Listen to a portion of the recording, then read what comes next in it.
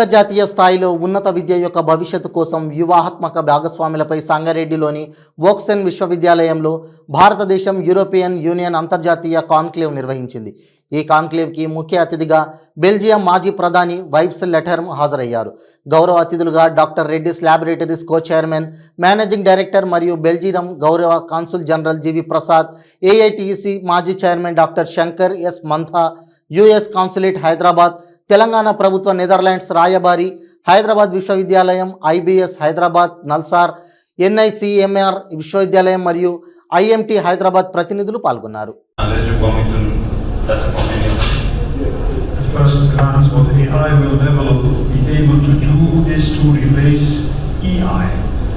Which in the teaching exercise is crucial. The artificial intelligence is key. And deep science as well. May I ask you a question? For an institution kind of links, can you visualize and help a university like this to have an academia industry interlinked so that their studies are more? We jointly fund programs to develop technology, intellectual property, and interaction with the university, with the industry. So if we do these things, Mr. Praveen Pudha and Mr. Vishal Kurma, CEO of Oxford University.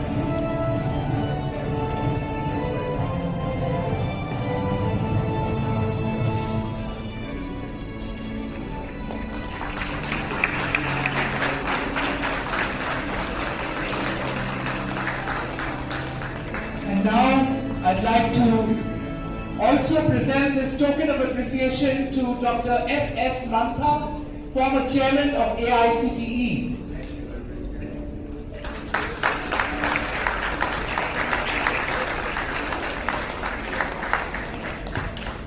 And since we have also presented the mementos to Mr. Eve and Dr.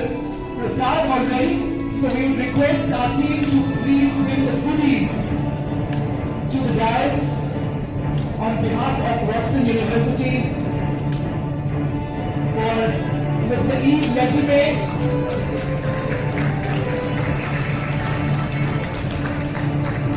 Mr. Prasad,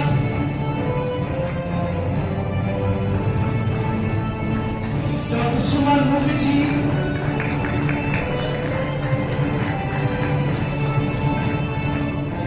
Dr. S.S. Mantha,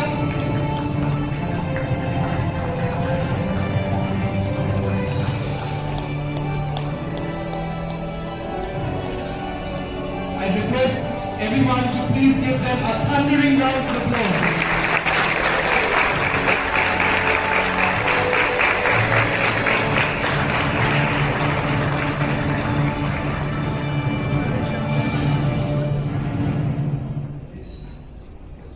So with that, we have come to the end of the plenary session.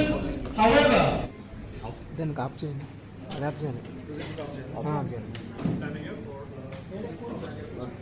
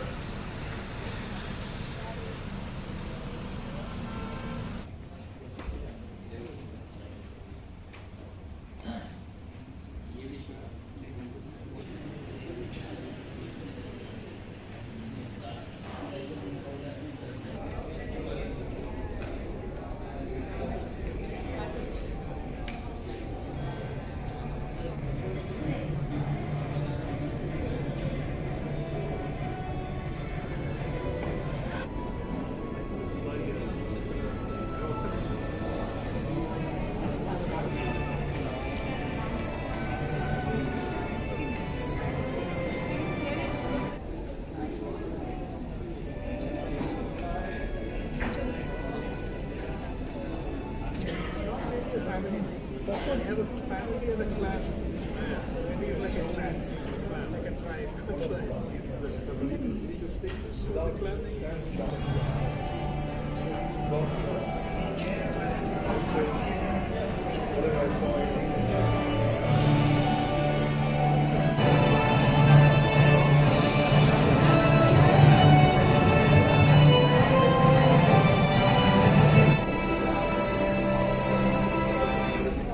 A very good morning, ladies and gentlemen.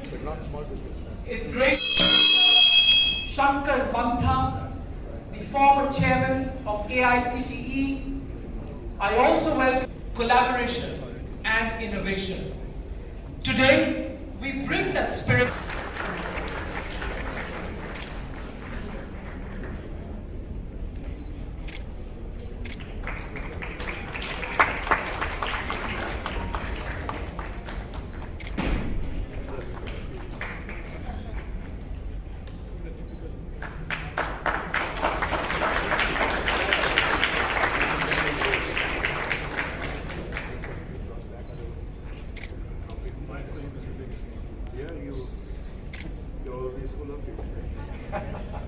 That sounds like wrong, but I don't know what. No, you didn't do anything wrong. No, it's The yours. weight comes here. This was wrong. So is mine. This one. May we please have another big round of applause. So while we set up the technical over here, we'd like to share the amazing threat in our horizon. But rest assured, we are not alone in this race.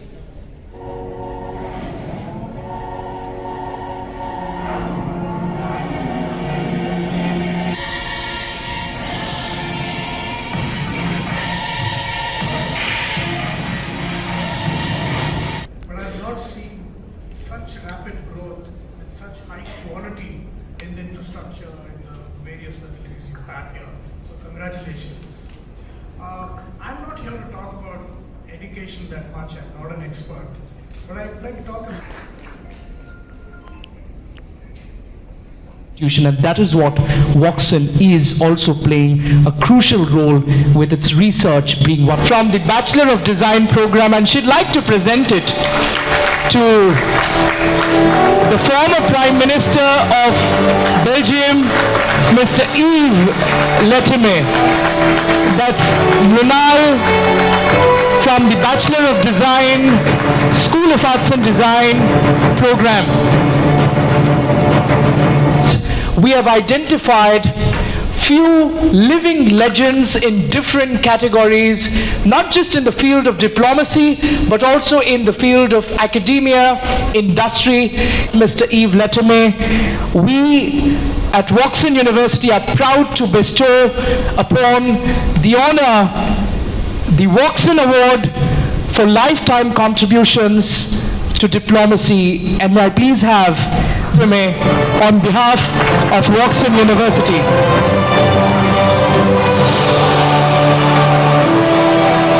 You find the first pebble that went into us in the form of education was the esoteric mind. It was meant for opening up the mind. Then we moved on to creating the second pebble after the white. We created making it more generic. In fact, the blue pebble preceded it in that.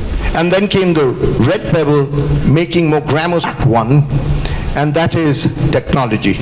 Robert Solow, simple example. We went around a tour of the campus and we found absolutely modern facilities of reading the stock market, of doing analytics, a kind of check process to Indian universities. How clear are we in blending these two schools? That's my question. The digital world comes in, does it create a divide or does it unite? The first speaker, Mr. Leterme, I'm asking him, we share among other things, men with each other, as onwards in life we go. Why is that in the present scenario? Whereas the world is progressing, there's one in your country, but others. Mr. Leterme was talking about 3 trade centers in India. One is in Mumbai, the second is in Nagpur, and the third is in Lucknow. But India is much bigger than that. If I go back a little into what the Rig Veda said in ancient Vedic thoughts, Kratava Ayantu Vishwata. Let them come from all the places wherever they are. My question was more pointed that what kind of link will See, our main strength has been enabling the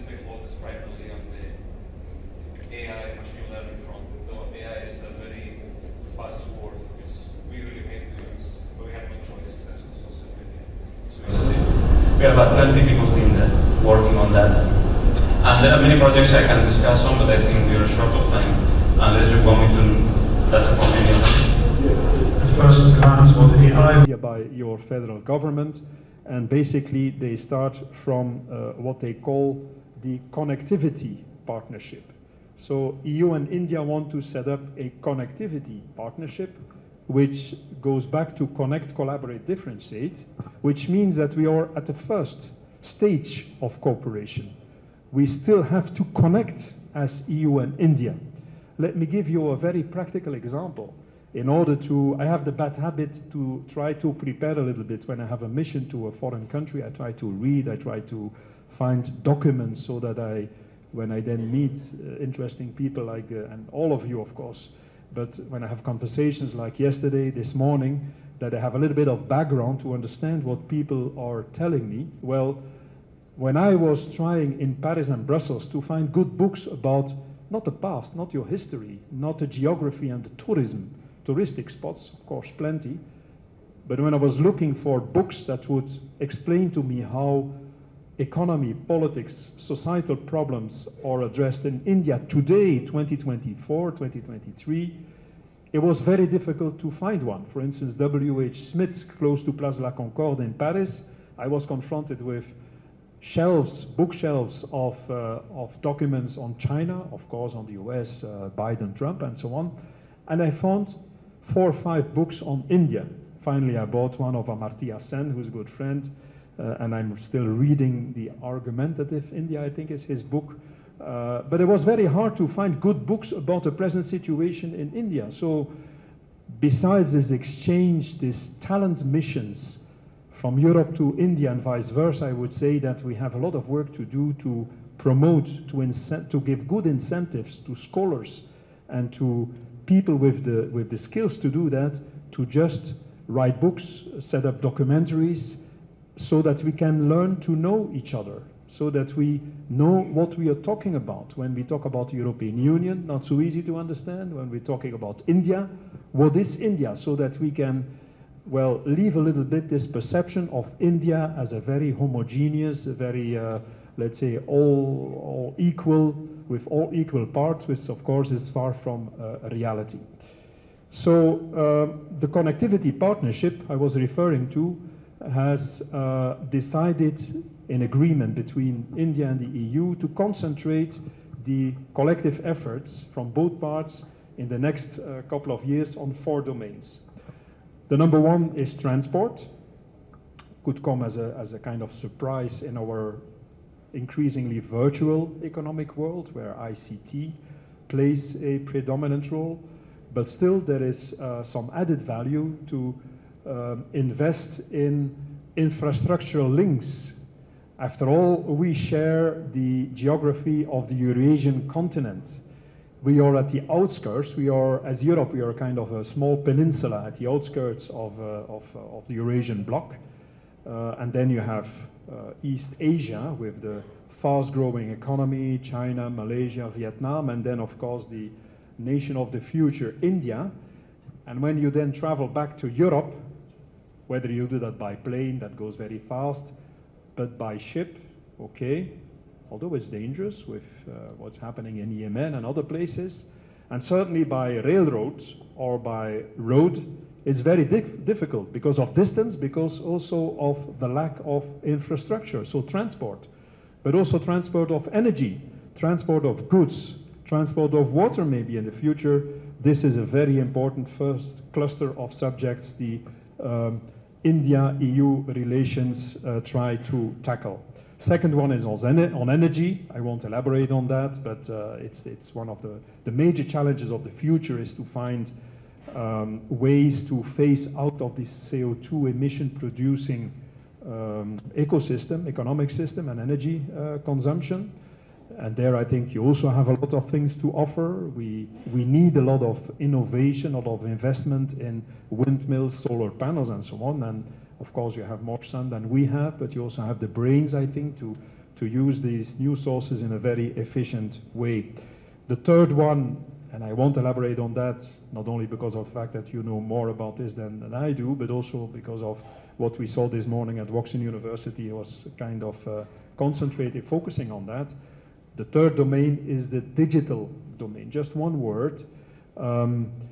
We are, well, at first glance, Europe is lagging a little bit behind between the two major blocks of US and China, with the US with its Google, Facebook, and so on, Amazon, and the other side with Tencent, Alibaba. So you have these two major blocks. By the way, a third kid on the block will be India, of course, in the future.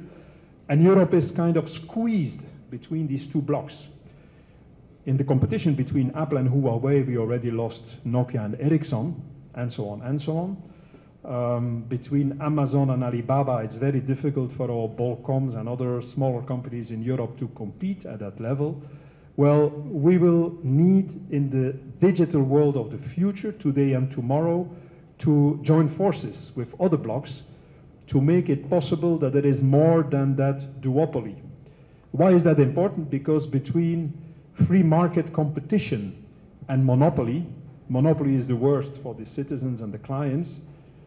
Duopoly is the one but worst for the citizens and the clients. So it's in the interest, it's in the general interest that there is more competition. And we, as the European Union, we miss the natural resources, we need the workforce, we need sufficient brains in numbers to be competitive in that field. But I think that there, EU-Indian good cooperation could be worth the effort in the future to find out alternatives, to promote Indian unicorns and the breakthrough of Indian companies, to bring more competition in that field. European Union is the major, worldwide, the major regulatory power. In the field of the digital world, this means is cutting edge performing on issues like protection of privacy, trying to find a good regulatory framework for artificial intelligence. I think that there we could join an alternative to the US, where your data are owned by the private sector, or to China, where your data are owned by public authorities, maybe to find ways of managing these new developments, which we should promote, but where you need a sustainable framework. I think that's a field where EU and India could cooperate.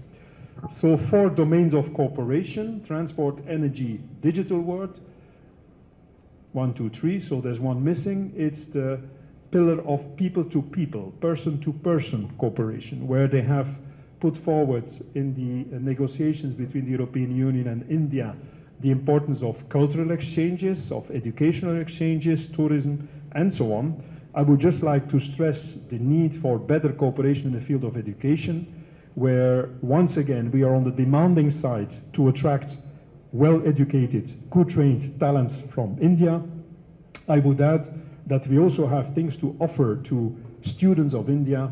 For instance, why not set up in a common effort a kind of Erasmus program that specifically targets Indian students and gives the opportunity for students to come to study in Europe and vice versa, and is kind of following the example of what Woxen University is setting up in its networking all over the globe with some other business schools, like for instance the Antwerp Management School and other places, other schools all over Europe and all over the world.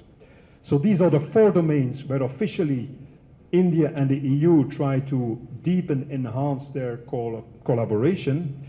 I would say that from a political point of view, we have an interest in strengthening our cooperation with India that is not so clearly written down in policy documents, but which is still, it is always in the background of what we do with you, what we try to set up with you, is that the EU needs more partners in the geopolitical developments.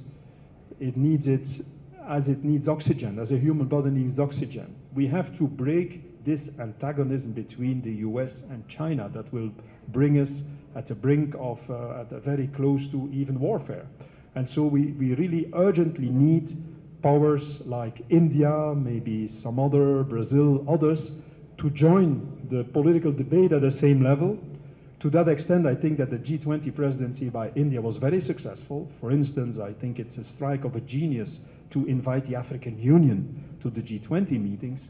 So we need the warriors of the US and the giants of China, we need them to be joined by other people that now and then say, well, please calm down. There's more than just your antagonism. From an economic point of view, we need more than Amazon and Alibaba. There's more competition needed.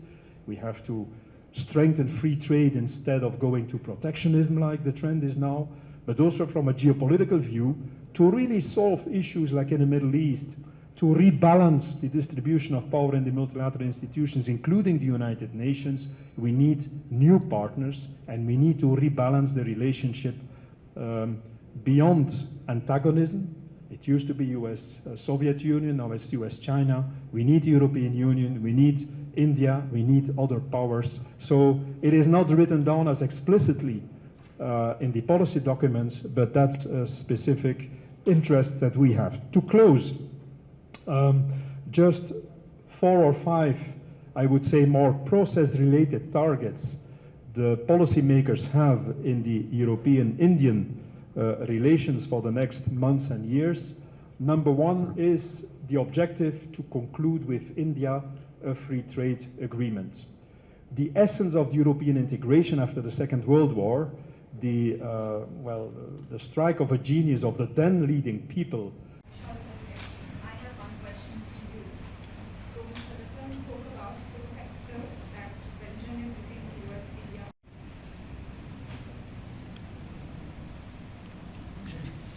Next. Okay, thank you so much. Thank you. Thanks a lot.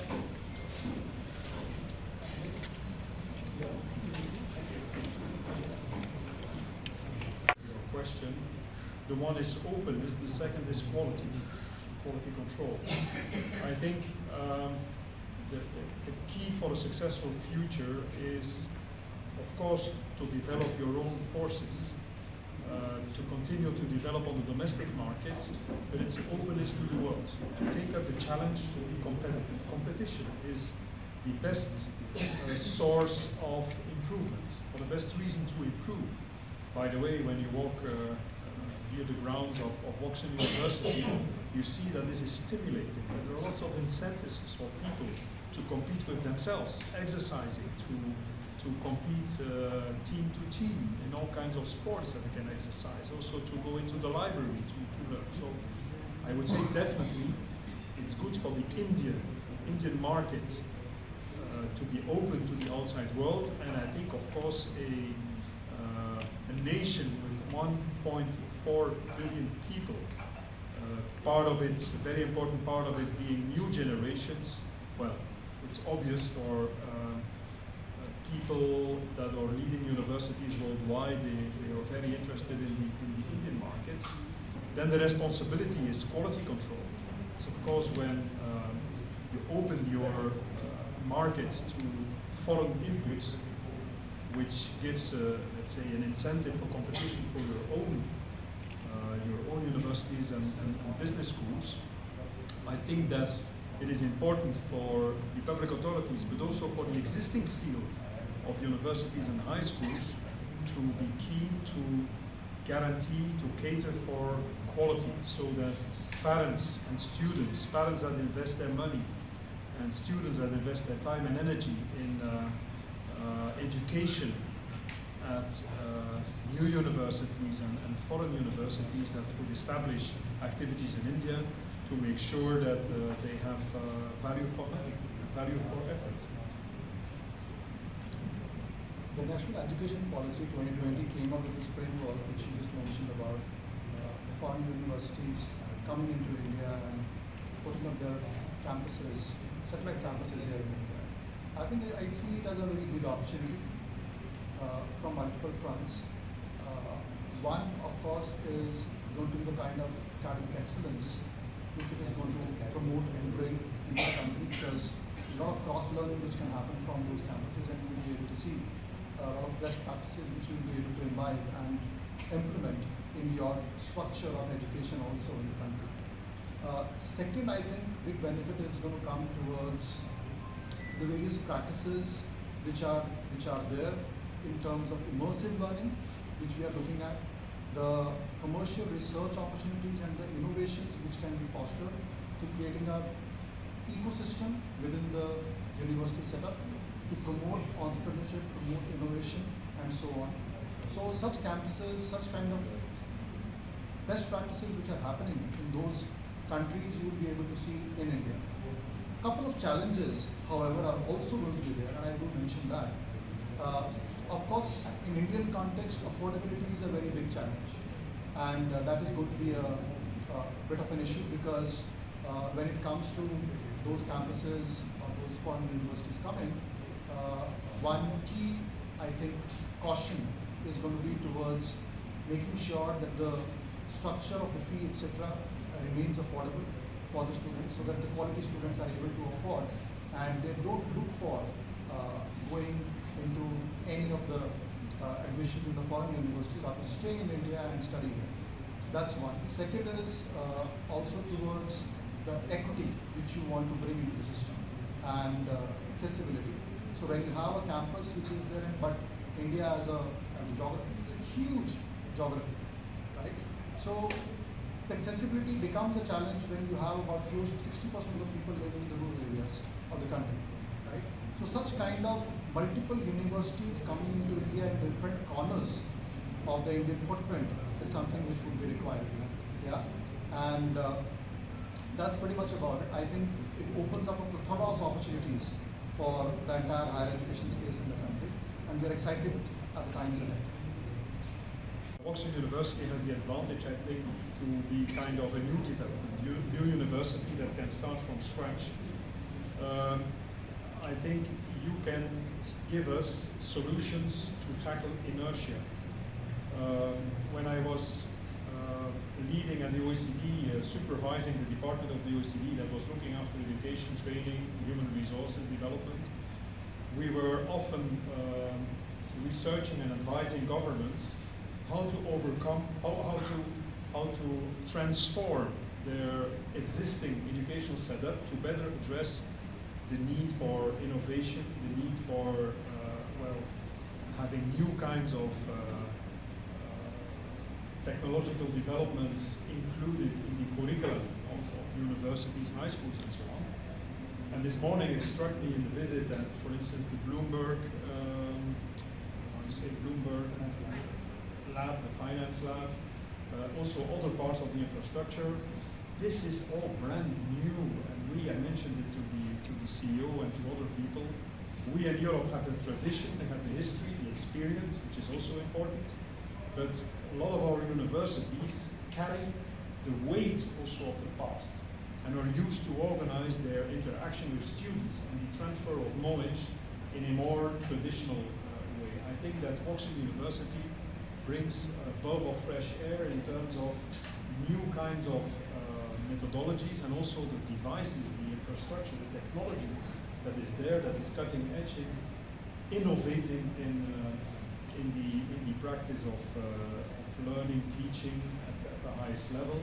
Let me conclude with an anecdote. Beginning of December, I was visiting in my constituency. It used to be my constituency because I don't compete in elections anymore, but a school that specialized in gaming industry and gaming technology. And when I asked the colleague of the CEO, their leader, he's not called the CEO, but the boss of the school, what his main challenge was indeed, he said, to not so much to the transfer of knowledge to the younger generations, because they're all fond of gaming and gaming technology, but was to allow at an affordable pace, at a sustainable pace, to make it possible for the professors, for the teaching corps, to adapt to the new substance. And I think that's a kind of challenge you won't have so frequently here, because everything is new, it's cutting edge technology, the infrastructure is top level, so yeah. I hope that answers your question. That's so awesome. And Mr. Vishal Gupta, the CEO of Oxford University, if you have any questions that you have in mind, you may ask them. Your question, the one is openness, the second is quality control. I think the key for a successful future is, of course, to develop your own forces. to continue to develop on the domestic market, but its openness to the world, to take up the challenge to be competitive. Competition is the best source of improvement, or the best reason to improve.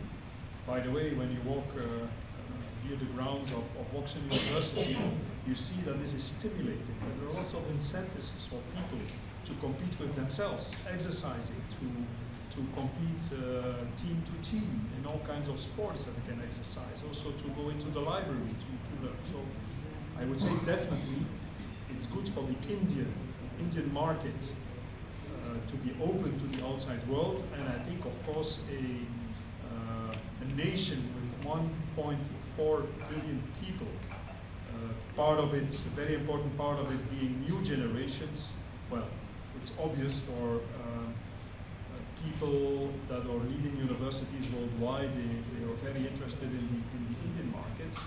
Then the responsibility is quality control.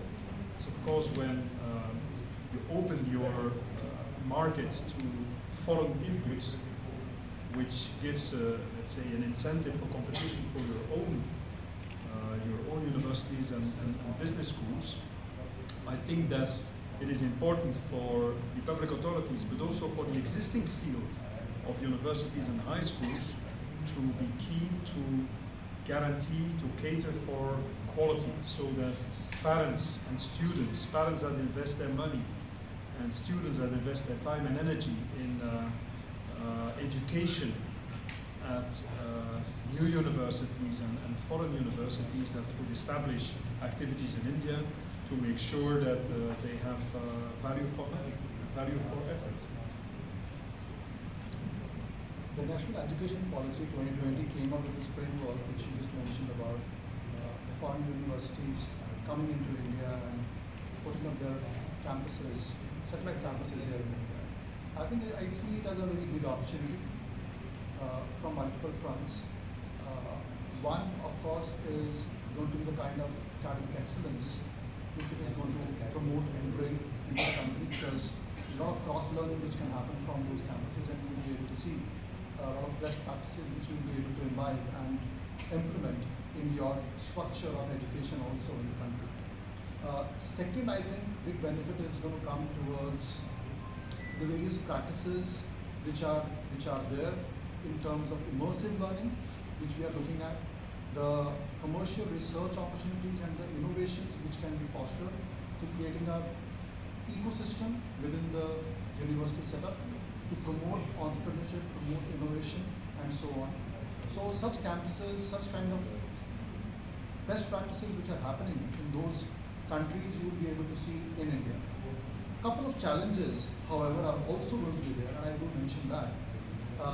Of course, in Indian context, affordability is a very big challenge, and that is going to be a bit of an issue, because when it comes to those campuses or those foreign universities coming, one key, I think, caution is going to be towards making sure that the structure of the fee, etc., remains affordable for the students, so that the quality students are able to afford, and they don't look for going into any of the admissions in the foreign universities, rather stay in India and study here.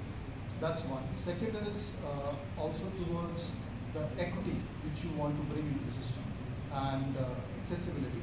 So when you have a campus which is there, but India as a geography is a huge geography, right?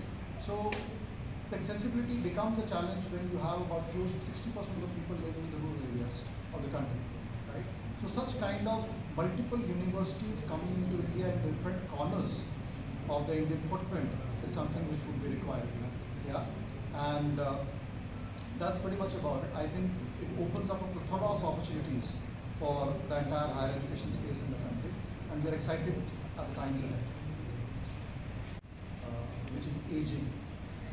The working population, there is a paucity, there is a serious paucity which is there in the developing nations right now, because the age of the entire population there is no longer a young nation as such. So that's one of the fundamental challenges which they have. Now when you see such kind of a thing happening in the West, that is where countries like India will come at a center stage. And if you have those right opportunities, and right talent which is available, you can be solving a lot of those problems which are there in those developed nations. That could be one of the very strategic answers which could be there to the problem in the EU space or even for the entire Wild West I will talk about. Now, looking at how we are basically training our students and the talent which is available at Watson, we have multiple of those opportunities which are being given to the students because of the sheer immersive learning experience which we give to all the students, to the various labs which are there, to the various robotics lab is one, Bloomberg lab is another, you have behavioral sciences lab which is there, and so on. So multiple industry connect initiatives are being done, so which is also adding a lot of value to the students in terms of their immersive learning. Assignments are there. Now, when that whole thing comes together in the world of digital, and you have projects which are sponsored by the corporates, which are being delivered by the corporates, by the professors of practice, right? The real world meaning of experience for the students changes altogether. It is no longer a classroom teaching them. And then what we are able to give is a talent which is well versed with English, that's what West wants. Talent which is able to plug and play immediately to the role, and they are able to understand and start delivering from day one itself. And the talent who understands and appreciates the value of the disruptive technologies which are coming and which is coming right through from the corporates, right? So that benefit actually is a much bigger value add which you're able to give and contribute towards the problem solving at the West. So I think that's what Watson is, and I really look forward to discussion we have in the morning where some strategic tie-ups could be there with Belgium and maybe other countries as well from the West, where there could be one or two sourcing hubs India could become for the talent needs. And that could be one of the very specific needs where India and Belgium can collaborate together, and that is what he also mentioned in his speech as well. And I perfectly resonate with it.